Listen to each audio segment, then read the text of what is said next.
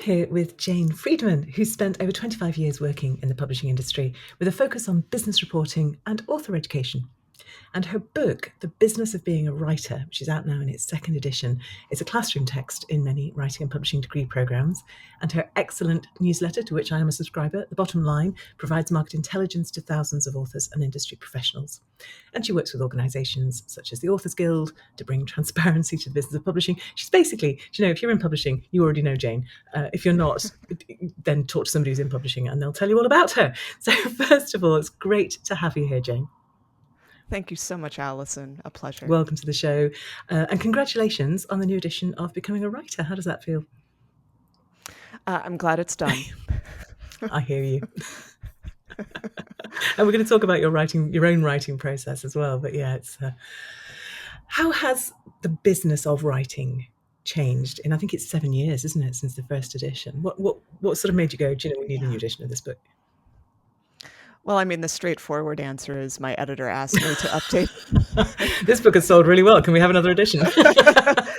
Right.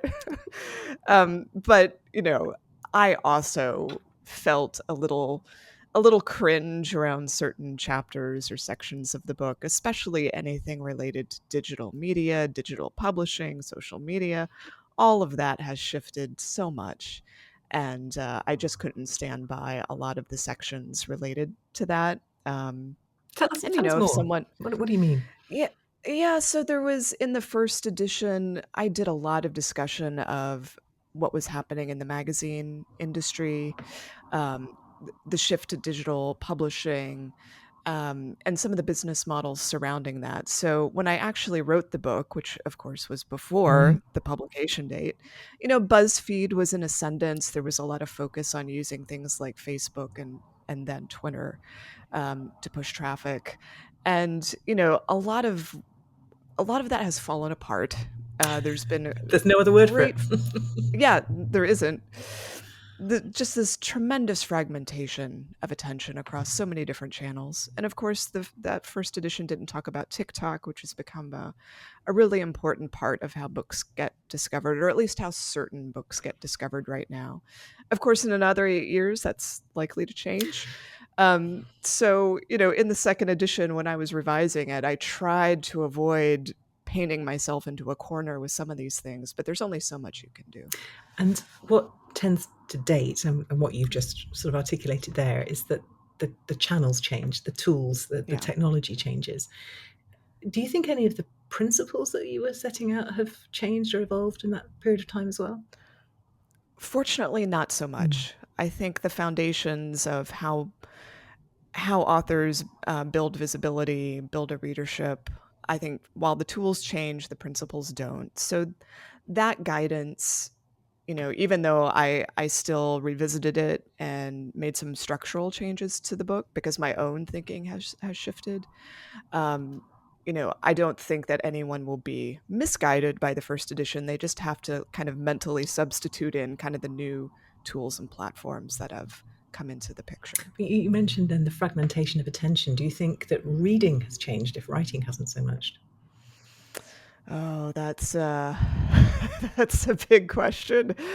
I mean, the fear and anxiety is that deep reading has declined the ability of people to focus on a book-length work. That people are shifting into video and shorter attention spans. But I don't know that my book is the place for me to, I don't really get into addressing those anxieties or fears. Those are for other authors to address. But I do try to focus people on, look for the readership or the audience that is going to be most open to you, that there's shared values, there's shared interests. You treasure the same things. You're all literary citizens who put a lot of value on books and the deep reading experience.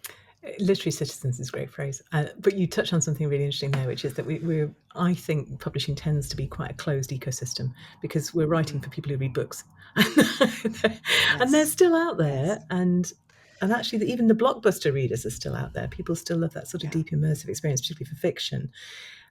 I focus on nonfiction books, on business and self-development, and I am definitely telling authors much more than I used to break it down, put the subheadings in, create some white space on the page, because I think that the habit Right. of reading screeds of text on a page is one that we're just not into as much. It's just harder for people to Yes. access information that way.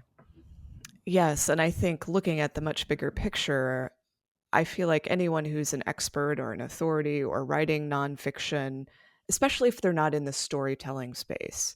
So if it's information, benefit oriented, prescriptive in any way, I feel like there's a tension in, do you really want to spend the time to do a book, or would you better meet your goals doing a newsletter, something that's more short form, doing TikTok videos, any number of things that could reach a bigger audience, because of that attention uh, issue that we're discussing. And I would say actually it's not either or, is it? If you're going to be writing a book, I No. think you better be putting stuff out on the other channels to get the attention. I mean, I don't think you can say, oh, I'm not going to do social media, I'm going to write a book instead, because how will people know about your book?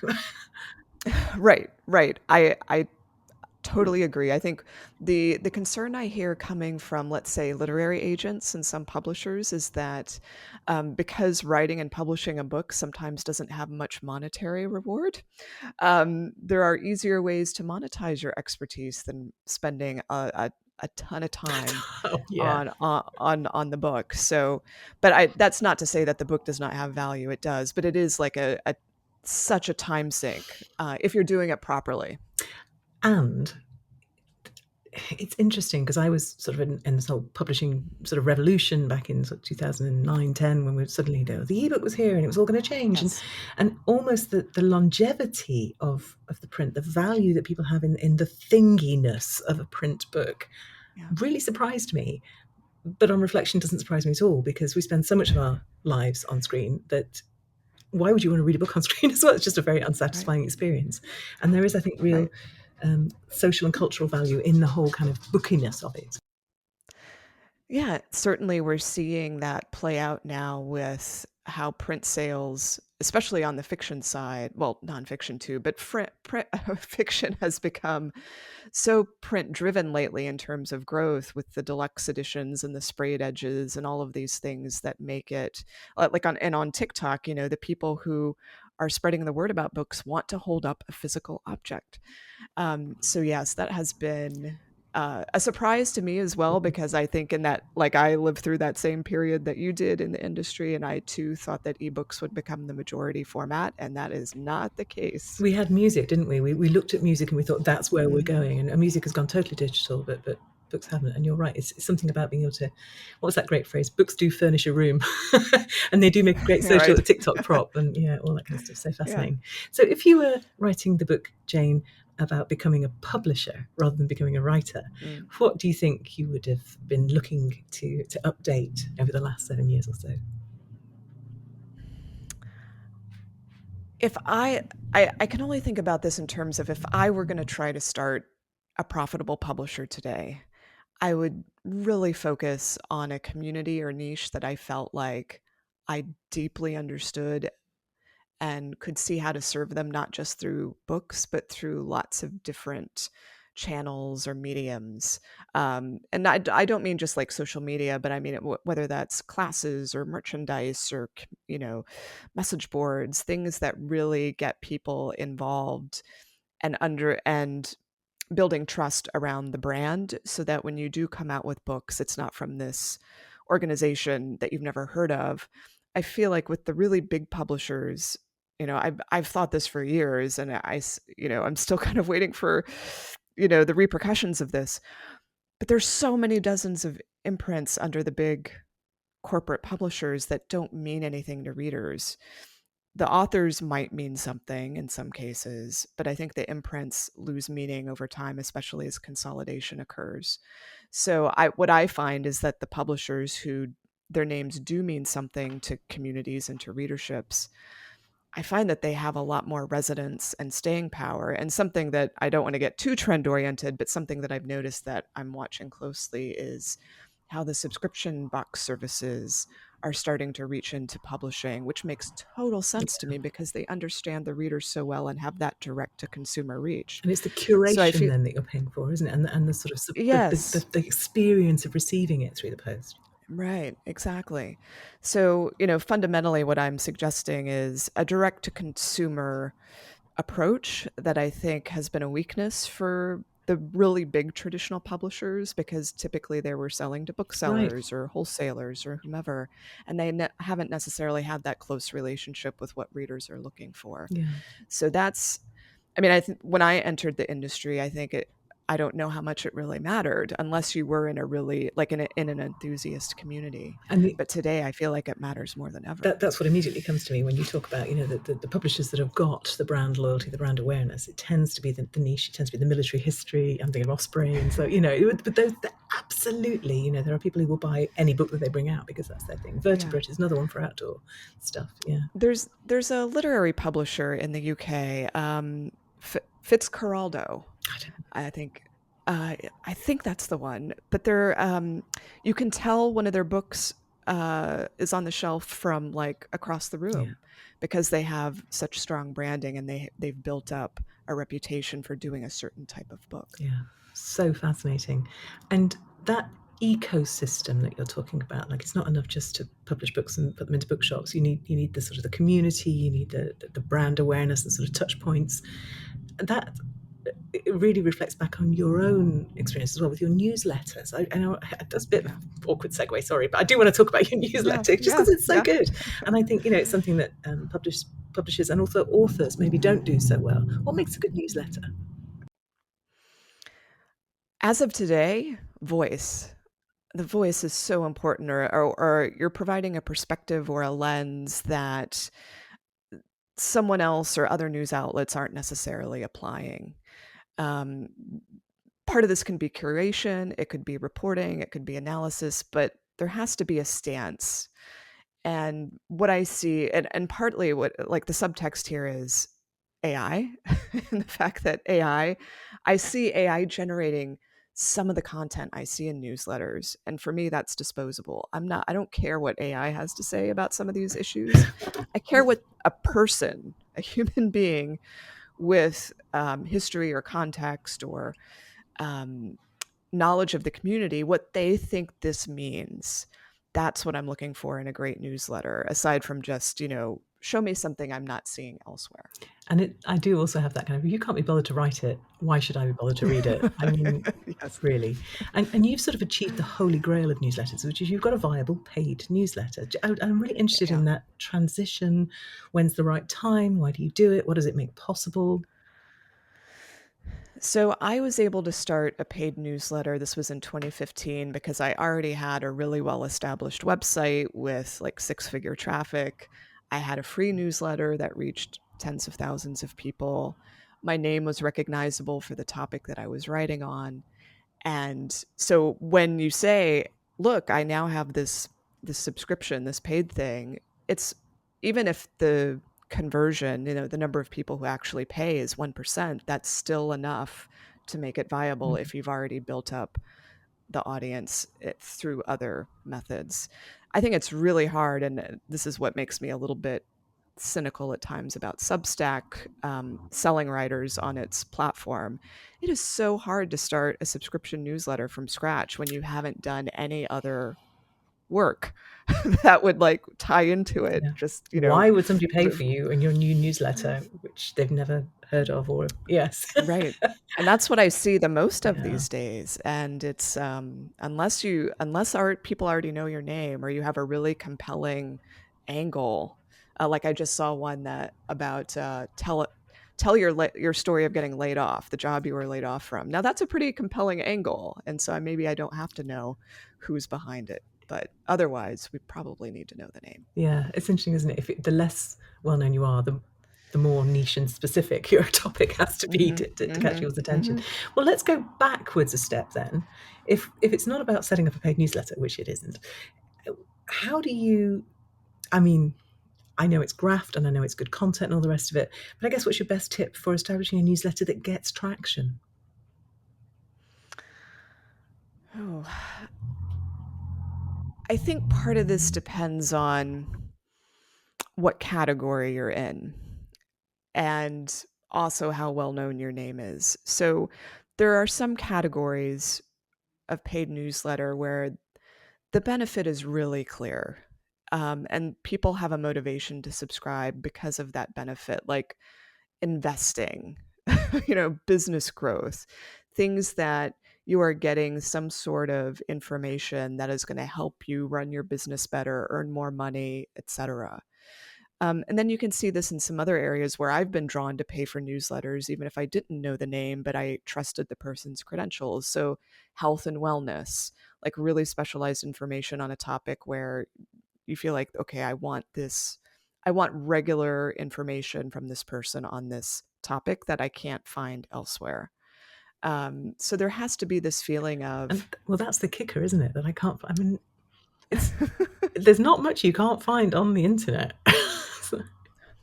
well, yes and no. Like so much of the material that's available for free, um, and paid, I have to admit, is it's throwaway. Mm, It's so many people repeat what other people have already published. There's a lot of regurgitation and repurposing, and so it's also not particularly focused on readers' needs. mm, So it's obviously it's hard to talk in generalities because I think so much of this is audience specific. Um, but I'll use a health example. And this ties into book publishing as well, so I think it's useful. There was a blockbuster book in the US called, it's still, I think, on the bestseller list, called Outlive by Dr. Peter Attia. mhm. And he has a podcast. He's had it for quite some time. It predates the book, but it's a premium podcast. There's some amount of it that you can listen to for free, but you're going to have to pay 25, maybe $29 a month if you want his insights into what's currently happening in health news and research. So his conversations with other people, because most of his podcasts are long form interviews, you know, you can listen to that all day and they're long and they talk above the head, I think, of most health consumers. So if you want his insight into what's currently happening in health research, you have to pay. It's such a good example, So, isn't it, of how you segment almost your content, how you build right, community, and also how the book fits into that broader ecosystem and reinforces it. right, And you're using the exactly. affordances. The book is your manifesto, it's the sort of principles and stuff. Right. The weekly thing is the reactive, what's going on in the world and what's my take on that. And these complement each other really well. They It's a good do. discipline, isn't it, as Yes. a writer to think about what your pillars are, where you're going to put content out, and also how they're going to reinforce each other and create the synergy. Exactly. I think too many people are thinking only about one side, like free, and then the other paid, and not about how they feed into Yeah. each other. I want to talk to you about writing, Jane, because when we talked about, you're glad the book was finished and we sort of shared a sort of wry smile because we've all been there. What does your writing process look like, and what do you get out of it? It is it is very deadline oriented. That's the first thing I'll say about it. I do Um, not do this for fun. yeah, writing books is not something I relish, and I have to break it up into really small pieces. So I'm rarely doing it, and I would say this is likely true of many, if not all, nonfiction authors. It's not like I'm sitting down to write it from page one to the end. I'm really just focusing on very discrete things that I need to either research or write after I've done the research. Um, so I do like over, I expect there'll be a third edition of this book. So like already I've got a bucket, in my note-taking system. I use Notion, but it doesn't really matter. It could be Evernote, whatever you prefer. So I've already got a bucket in Notion, third edition, and then it's broken into different topics. And so when I find things that I'm like, oh, I'm going to really want to mention this or update this in the third edition, it goes in the appropriate folder or slot. So much of success in Um, life is down to systems, isn't it? well, I think especially for nonfiction. I can't speak for the novelists since I don't write fiction. No, there's no novelists listening. yeah. Don't worry, it's Karen. We're all nonfiction geeks here. We're in your world. Do you have a sort of table of contents that you write to, or does that emerge as you sort of coalesce ideas along the way? Well, for the second edition, I was probably halfway through the revision, or I thought I was halfway through when I decided I needed to rip up the table of contents and redo it. So fortunately, I use a program called Scrivener, which allows you to reorganize things very easily, or like test out different structures in, just minutes. So that was actually the hardest part of the revision, was deciding what should the new structure be, because I felt like the old one was not correct any longer. And it feels like a sort of leap into the unknown, doesn't it? Because you've got a table of contents and you know it's not quite right, but at least it's there. You have to sort of abandon it and scramble together a new platform to make it all hang together. I don't know. I personally find that, like you, so hard. And then you look back at the end and you go, well, of course it's like that. It couldn't have been any other way. There's a sort, do you know what I mean? There feels like a sort of retrospective inevitability about it, which wasn't there when you were trying to put the damn thing together. Yeah. Yeah. You really have my ideas and arguments develop as I go through the writing and the Which revision. is why we write, right? You want that. Right. Yeah. Yeah. Yeah. So that's why the structure keeps shifting, I think, when I write. Yeah, which is very disconcerting at the time, but it is, you have to keep in mind, it's a good thing. So one of the things that's changed in the 7 years since the last edition is AI, generative AI, and how that's impacted writing. Has that impacted your writing practice? It's impacted outlining, brainstorming, finding information now with the deep research tools. It saved me tons of time. Like if I'm doing a trend piece that involves TikTok, for example, I don't use TikTok myself. I'm really averse to searching it. But if you can now use tools like ChatGPT's deep research and ask it, look, I'm trying to find a pattern here on TikTok of these certain authors or titles or trends. Come back to me with research with the citations, because you obviously have please to don't check hallucinate. everything. I know, exactly. Yeah. And it will give you the citations and you can check them. So that's one thing that's really helped me. And it can also, the big caveat I have to put here, other than the hallucination piece, is that they do have the tendency to confirm your own assumptions. Yes. It's an echo chamber, isn't it? So you have to really push against it and say, what am I missing? What didn't you tell me? What is a critique of this? What would somebody taking the opposite view say? Yeah, exactly. Yeah, that's such a great tip. Yeah, and you don't realize it. It's so seductive having someone agree with you and be really polite to you. Oh yeah, yeah. And apparently, it's becoming even more obsequious. Yes, obsequious is a good word. It's becoming more that way, and the developers can't explain why. It's scary. Yeah, it is quite scary, isn't it? It's so interesting. Wow. And of course, there's the tiny problem of intellectual property in the way that it's been trained on, your book, right. I'm sure, and mine and everything. Oh, yeah, everything. Let's not go there. That's a whole extra podcast. Jane, I always ask my guests for their best tip for a first-time author. So typically the people listening will be business book writers or self-development nonfiction writers. What should they know before they go too far down the line? Well, if you're interested in traditional publishing, please, please, please be able to puzzle out the answer to a couple questions before you go too far and waste your time. It's the so what and who cares questions. Harsh, but the so what. Yeah. The so what is why this book right now? Like, what's the resonance of it at this moment in time? I'm not saying you can't write an evergreen book, but you have to be able to tie it to something people care about at this moment. And so the people then, who cares? Yes, exactly.